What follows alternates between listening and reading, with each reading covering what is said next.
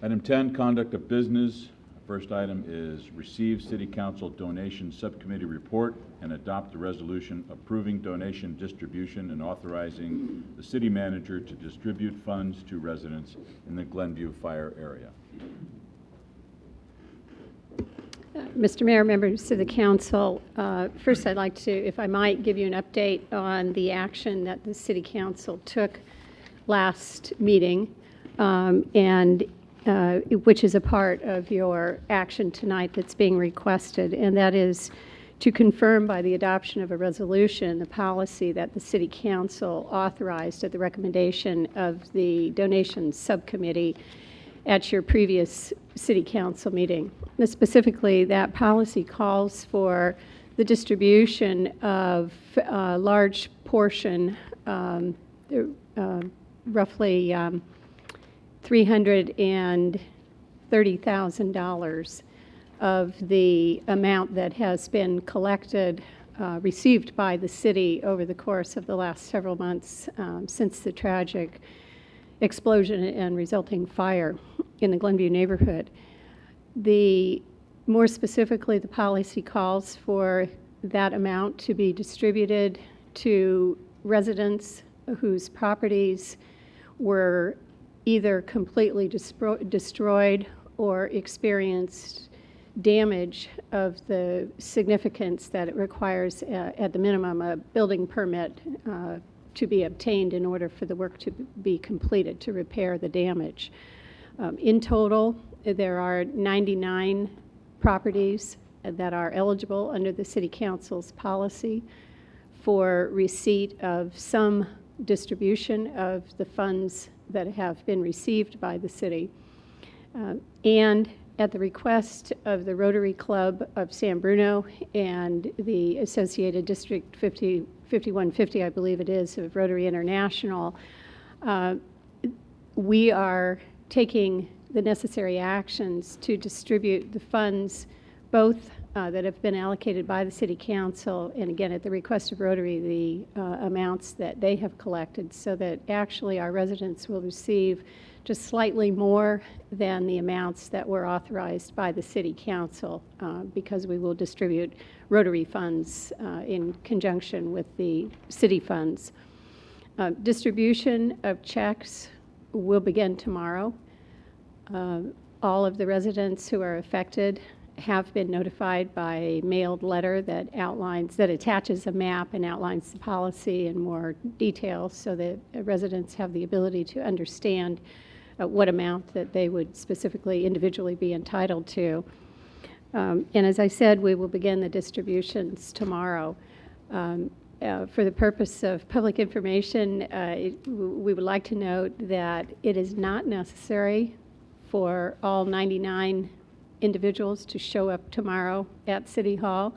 The checks are available. They are not going anywhere except into the residents' hands, and we will be prepared to make those checks available at any time over at least the next 30 days.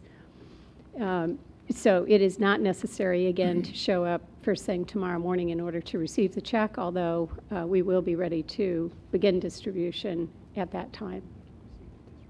Moving forward to the remaining items of the subcommittee's work, the subcommittee has met 2 additional times since the last City Council meeting and has carefully considered the procedure and issues related to distribution of the remaining approximately $58,000 that was discussed as part of the Council's policy last time. Specifically, that policy includes the desire that those funds be distributed to residents who were impacted by the tragic circumstances in the Glenview neighborhood, and that distribution occur not later than 6 months hence, or July 12th of 2011. You have in front of you a short memo that outlines 2 significant activities that the committee is recommending that be undertaken. First, that small number, 3 individuals from the neighborhood be asked to be included in the committee's deliberations, and specifically to assist in evaluating the application procedure and the review of applications for distribution of those remainder funds. And secondly, the committee is further recommending that early special circumstances be considered for one and possibly two families who do not specifically meet the criteria that was previously outlined in the City Council's policy, but whose families were tragically impacted by the loss of family members. In one case, the family does not own property in the Glenview neighborhood, and in another situation, there are extenuating circumstances regarding the property ownership. So with those two additional considerations, I believe the committee may have some additional comments, and no action is required tonight by the City Council other than your expressed intent to adopt a resolution confirming your actions of the prior City Council meeting. Subcommittee? Thank you. As the city manager explained, Councilmember O'Connell and I have met a couple more times, and we are bringing the further recommendations for the second phase of the distribution for your comments and hopefully your approval to proceed. We have identified 3 residents that we would like to serve with us on the subcommittee. We had a number of people that expressed an interest, but we felt that the smaller number would help us arrive at a decision quickly and fairly, and so we kept the number at 3. I'd like to take this opportunity to thank everyone who expressed an interest in helping. We certainly wish we could have included everyone. I know we got a lot of great ideas from the public, and certainly would have been nice to have more people on there, but as I mentioned, the smaller group we felt would be able to come to a decision quickly and fairly. Anything you want to add to that, Irene? No, we've already scheduled a meeting. We plan to move as soon as you approve of this or give your nod of approval. We'll move forward next week. Okay. I also wanted to mention that, or acknowledge that we have received a lot of feedback regarding the first phase of the distribution, some of it positive, some of it not so positive. But again, part of why we recommended retaining some of the funds was because we knew that there would be circumstances that were not met in the initial distribution. And so we intend to hopefully address as many of those concerns as possible as we move forward in the second phase. Good. Questions or comments? That was going to be my question or comment, is that we are privy to some comments that came right after the decision of the last meeting, and it's as long as they've been addressed, and that's being under consideration. Mm-hmm. Through the chair, echoing what Councilmember Ibarra said too, that we're all aware we received some emails of some folks that want to have consideration, and I believe the committee and yourselves will sit and discuss that. I think it's important, and I'm glad to see that there's 3 individuals that will be serving on this. I think that's a positive thing.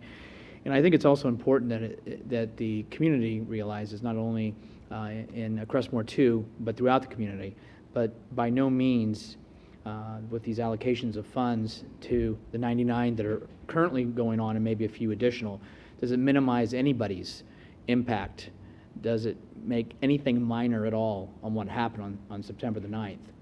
And even though maybe you were evacuated for 3 nights, and maybe your home is in good condition and your family was safe, obviously you had an impact. You were a victim as well as everybody else who had greater loss and tragedy that they experienced. So I also want the community to understand that by no means is this minimizing what everyone in that area or this community faced and was affected on that night and subsequently.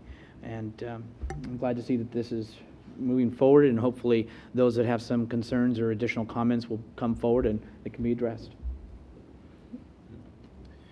If I could just say one thing. and I think I can speak for everyone on this council, at no means does this close the door on us addressing the victims in the Glenview area.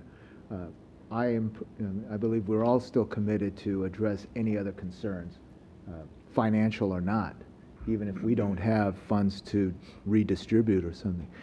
We are here to be able, to help and understand the challenges and the sacrifices that these families have gone through, because we didn't experience it.